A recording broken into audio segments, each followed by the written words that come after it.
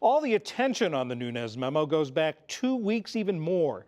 And there are questions about whether some of that attention, at least on social media, has been coming from real users or whether it's being ginned up artificially. William Brangham has more.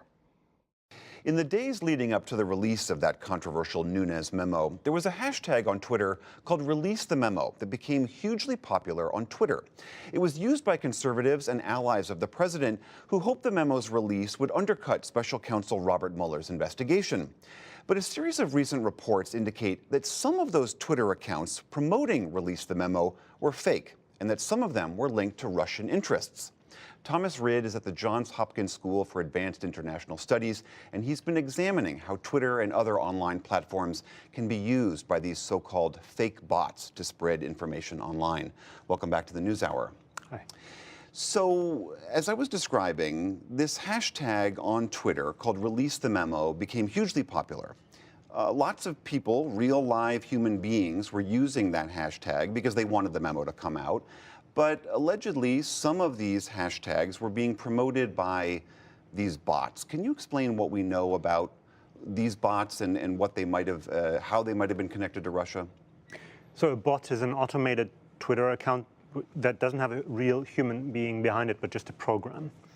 And indeed, it seems that some automated accounts and some fake real human beings that aren't actually who they pretend to be use the Release the Memo hashtag. A hashtag is a way to make a tweet circulate more. Use that hashtag to give it some lift. But really, it's very difficult to distinguish between these real conservative activists and politicians. Real people. Real people. And fake personas that may be linked to Russian interests. And that is a problem in itself. So explain to me how this would actually work.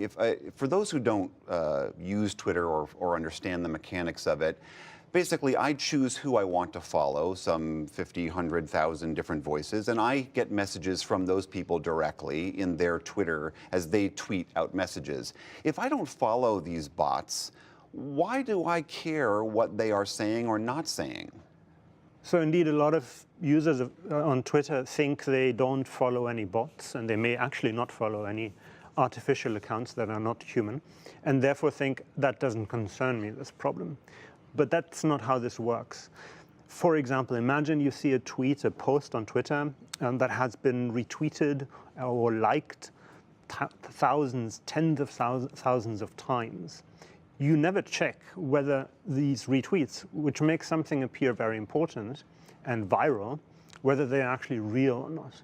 So it's possible to give actual messages, like a hashtag, to give it more lift and more weight through automation and through automated abuse. Now, it's like fake applause for a comedian. He plants people in there to clap or laugh extra hard, and it makes him seem funnier, at least to the audience, than he really might be. Absolutely, except it's not just the specific line that the comedian talks about that can be amped up and amplified. It can be other messages that sort of filter up very slowly out of the vastness of all the Twitter posts and Twitter messages. So Twitter, in fact, is a huge part of this problem here. Now, Kellyanne Conway and the White House have said this wasn't about a hashtag on Twitter. This was a vote in the House Intelligence Committee. They're the ones who released this memo. What is the evidence that exists, if any, that this was some coordinated campaign by non-American actors? So Russian, and in the Cold War, it was Soviet, of course, including East German and others, information operations and active measures was the term of art, always exploit existing conflicts. They exploit existing cracks in our political system and then exacerbate these cracks and drive wedges into them. They don't create new conflict, which is a really important insight. It's not a distinction between fake and real, because they take a real conflict and make it worse. So this was, I understand, there was also some question as to whether or not the Black Lives Matter, the Confederate rallies, that those also were objects of attack by these Russian bots. Very much so, but not just bots, just intelligence operators or sometimes contractors. And again, there's a long history. We know from the Cold War that Soviet operators had a long history of exacerbating racial tensions. They would sometimes pose as the Ku Klux Klan, at other times pose as African American activists. There's a long history of this. I know you have been very critical of Twitter and other social media platforms, arguing that they could do more to stem this kind of fake messaging. What would you like them to do? For example, Twitter gives the same level of privacy protection to you and possibly your children that it gives to Russian bots and fake accounts. That is just not okay. So Twitter refuses to make that distinction and refuses to point out abuse, fake bot accounts to its own users.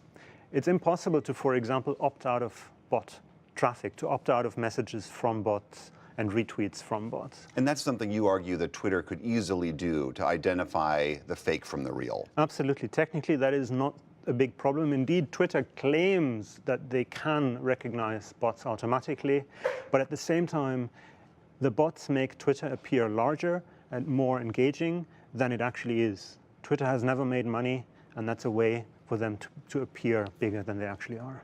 Thomas Rid, thank you very much.